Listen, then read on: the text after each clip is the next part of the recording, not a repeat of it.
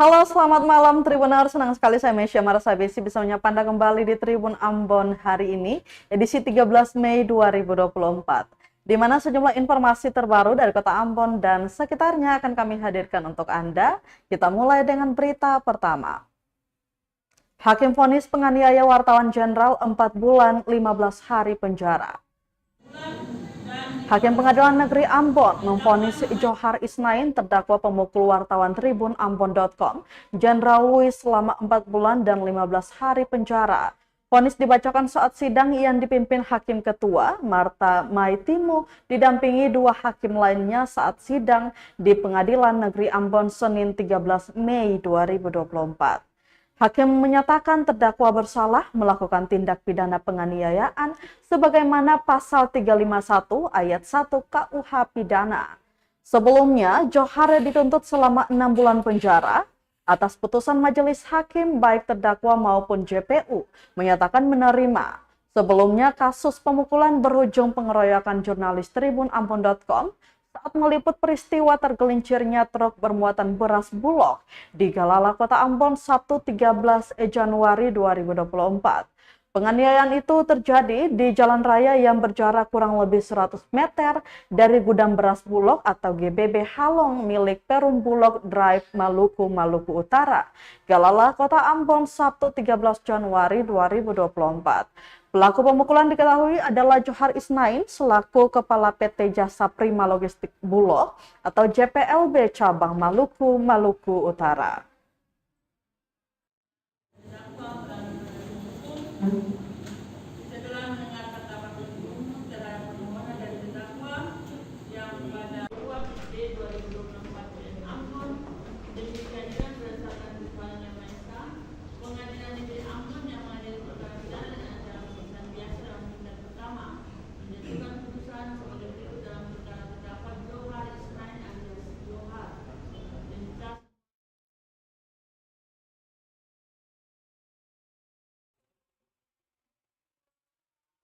Tribuners, hati-hati, ada 3 penutup drainase jalan di samping gereja Peniel Wayame Ambon yang rusak. Jalan di kawasan pemukiman Wayame, Kecamatan Teluk Ambon, Kota Ambon telah mengalami kerusakan yang parah dan belum diperbaiki selama bertahun-tahun. Pantauan Tribun Ambon.com pada Senin 13 Mei 2024 di kawasan pemukiman Wayame, tepat di samping gereja Peniel, terdapat sejumlah lubang dengan ukuran bervariasi, dari kecil hingga besar di sepanjang jalan tersebut. Selain itu, terdapat 3 tutupan drainase jalan dengan ukuran 50 cm yang rusak. Kondisi ini sangat membahayakan bagi para pengendara, terutama saat terjadi hujan yang menyebabkan genangan air dan di malam hari yang minim penerangan, sehingga sulit untuk melihat jalan yang rusak. Salah seorang warga setempat, Simon, mengeluh kerusakan ini, sebab menurutnya kerusakan tersebut mengganggu kenyamanan dan keselamatan dalam berkendara. Dijelaskan kerusakan ini sudah terjadi selama bertahun-tahun dan hanya diperbaiki secara swadaya oleh masyarakat.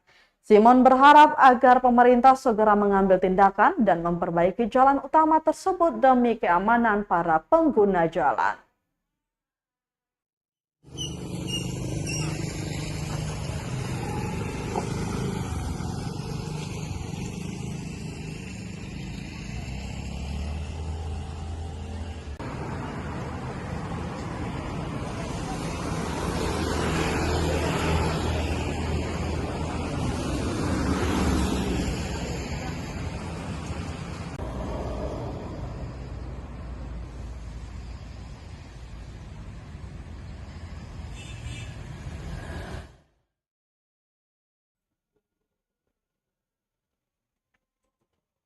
Kita ke berita selanjutnya, Tribuners. Tuan tanah tak beri izin 22 tahun, jalan di Desa Pilar Namlaya tak pernah diperbaiki.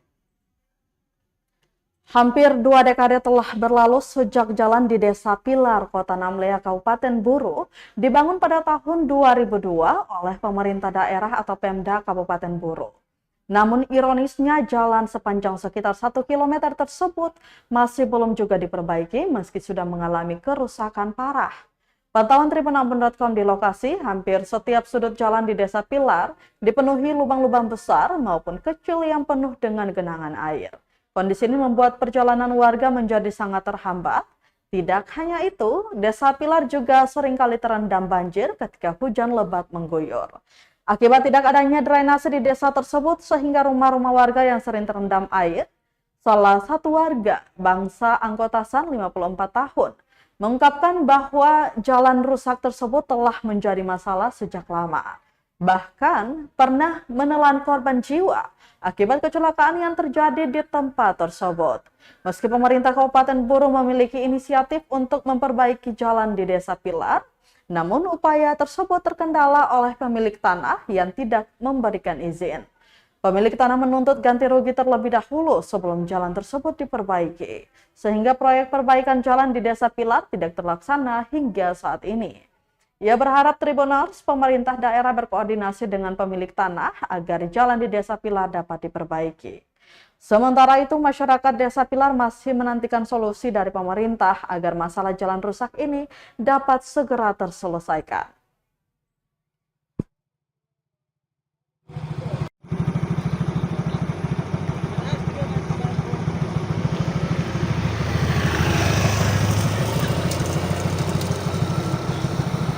Ya Pak, silakan Pak.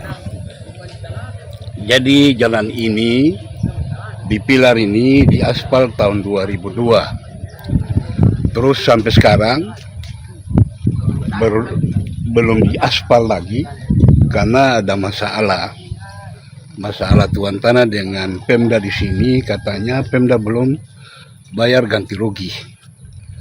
Namun di sisi lain juga pun jalan rusak begini memakan korban. Jadi ada orang jatuh dengan motor langsung mati tanpa. Itu pertama. Kedua, bukan hanya jalan ini saja. Ada jalan lorong-lorong itu tuh paling banyak sekali. Ada 1 kilo lebih, 1,5 kilo. Itu. Oke Pak.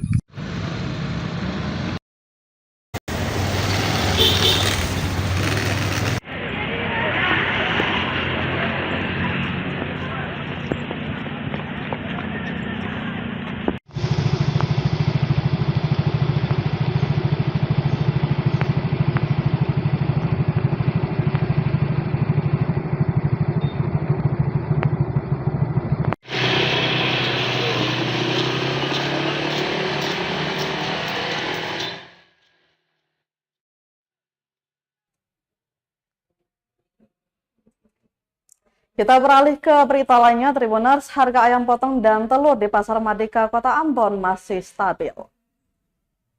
Harga ayam dan telur di Pasar Merdeka Kota Ambon masih stabil dalam 1 bulan terakhir. Hal ini disampaikan oleh seorang pedagang di Pasar Merdeka Kota Ambon, Salwa, pada Senin 13 Mei 2024. Lebih lanjut, ia menyebutkan bahwa harga telur berdasarkan ukuran telur yaitu Rp2.100 per butir, untuk pembelian perak seharga Rp63.000. Untuk Rp2.200 per butir, pembelian peraknya senilai Rp66.000 dan Rp2.300 per butir untuk pembelian perak senilai Rp69.000. Sementara itu untuk daging ayam, harga berkisar antara Rp27.000 hingga Rp80.000. Diakuinya harga-harga tersebut masih tetap stabil dalam 1 bulan terakhir ini. Salwa menjelaskan harga telur dan daging ayam masih tetap stabil dikarenakan stok yang cukup.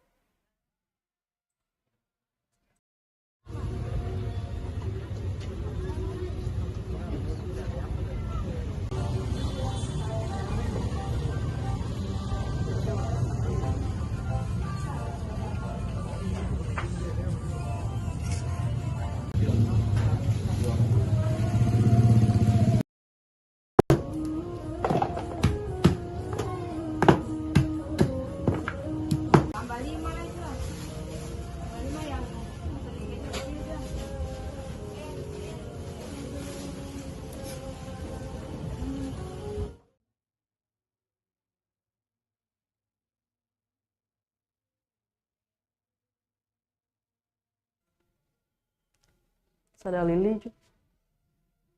Tribuners, Sada Lili ajak warga kunjungi pameran artefak Rasulullah SAW di Ambon.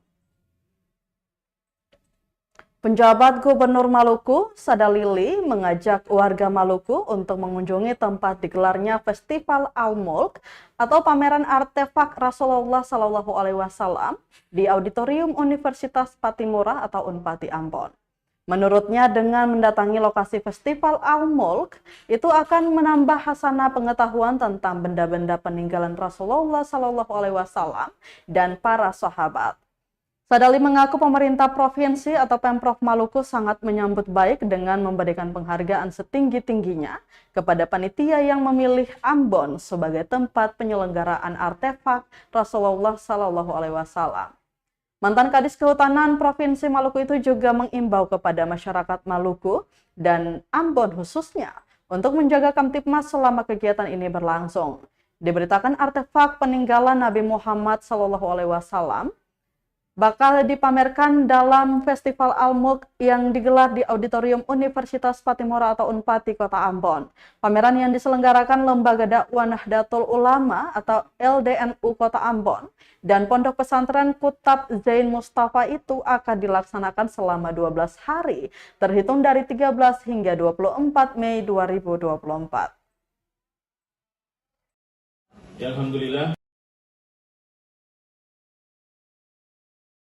Mukarama Ustaz Ishak, ini bukan suatu yang kebetulan, tapi suatu yang sudah diikhlaskan untuk terlaksananya ada di Ambon.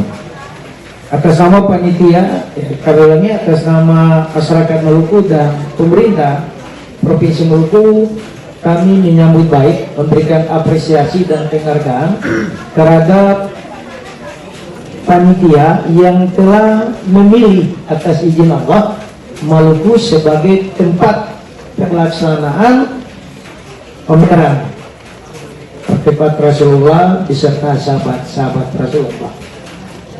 Mudah-mudahan dengan pameran yang dilaksanakan ini akan mendapat berkah bagi masyarakat Maluku secara umum dan khususnya di Kota Ambon sebagai tempat pelaksanaan pameran ini. Pameran artefak Nabi, hadis Nabi SAW, dan itu adalah hadis qudsi dari Allah Subhanahu wa taala berfirman kepada Nabi Muhammad, "Ta'aziman, keagungan sang sumber yaitu Nabi Sallallahu Alaihi Wasallam itu terbukti ada." Begitu. Jadi memang sangat belum terpikir, belum ada.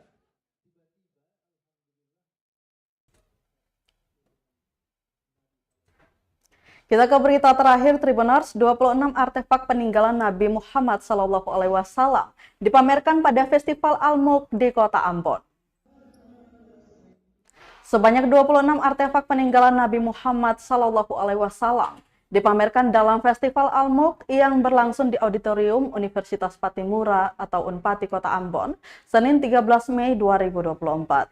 Artefak tersebut yakni pedang Sayyidina Hussein, beras ayat, batu dinding Ka'bah, pedang Sultan Muhammad Al-Fatih, kemudian pedang Sayyidina Khalid bin Walid, kemudian cambuk baginda Rasulullah Sallallahu Alaihi Wasallam, kiswa Ka'bah hijau, kiswa Ka'bah merah, kunci makam baginda Rasulullah Sallallahu Alaihi Wasallam, wadah susu Sayyidatina Siti Khadijah, wadah air zam-zam baginda Rasulullah Sallallahu Alaihi Wasallam, tapak kaki unta baginda Rasulullah Sallallahu Alaihi Wasallam, stempel baginda Rasulullah Sallallahu Alaihi Wasallam, kemudian imamah baginda Rasulullah Sallallahu Alaihi Wasallam, rambut baginda Rasulullah Sallallahu Alaihi Wasallam, janggut baginda Rasulullah Sallallahu Alaihi Wasallam, kemudian ada darah bekam baginda Rasulullah Sallallahu Alaihi Wasallam, tanah makam baginda Rasulullah Sallallahu Alaihi Wasallam, kemudian ada ekstra keringat baginda Rasulullah Sallallahu Alaihi Wasallam. Selanjutnya ada simak baginda Rasulullah Sallallahu Alaihi Wasallam, batu sijil, kemudian ada tapak kaki baginda Rasulullah Sallallahu Alaihi Wasallam, terampah baginda Rasulullah Sallallahu Alaihi Wasallam, wadah air baginda Rasulullah Sallallahu Alaihi Wasallam, kemudian ada tongkat baginda Rasulullah Sallallahu Alaihi Wasallam, dan terakhir ada panah baginda Rasulullah Sallallahu Alaihi Wasallam. Penanggung jawab artefak Rasulullah Sallallahu Alaihi Wasallam, Ustadz Muhammad Ishak Al-Mahmudi, mengatakan artefak ini selain peninggalan Rasulullah, Ada juga peninggalan para sahabat Rasul Shallallahu Alaihi Wasallam yang dipamerkan dalam festival tersebut. Kata dia, Kota Ambon yang dipilih sebagai lokasi pameran artefak Nabi Muhammad Shallallahu Alaihi Wasallam tentu bukan sesuatu yang disengaja. Ustadz Al-Mahmudi juga mengajak warga Kota Ambon untuk hadir dan mengambil keberkahan dari kegiatan ini. Diketahui kegiatan ini diinisiasi PCNU Kota Ambon, Pemprov Maluku, Pemkot Ambon, Ponpes Kutab Zain Mustafa, dan Universitas Patimura Ambon. Untuk kegiatan ini akan berlangsung dari 13 hingga 24 Mei 2024, mulai dibuka pukul 9 pagi hingga 9 malam, dan akan berlangsung di Auditorium Universitas Patimura Ambon.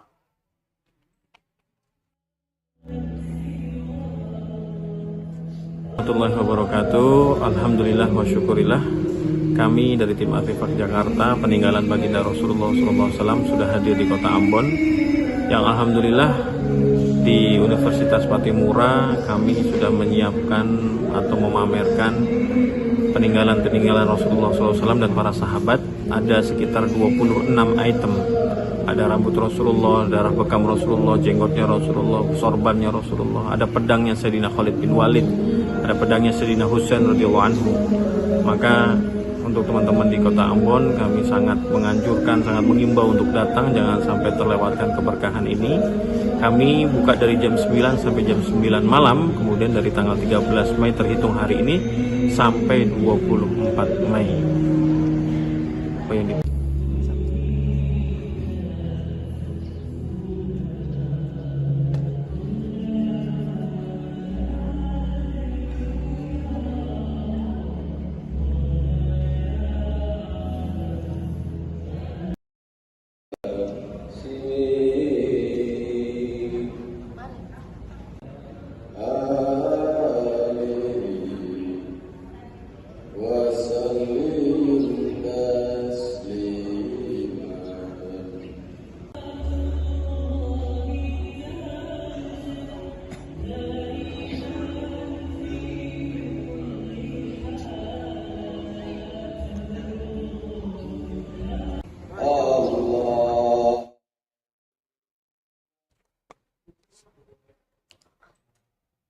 Baik, Tribuners, berita tadi sekaligus menutup rangkaian kebersamaan kita di Tribun Ambon hari ini, edisi 13 Mei 2024.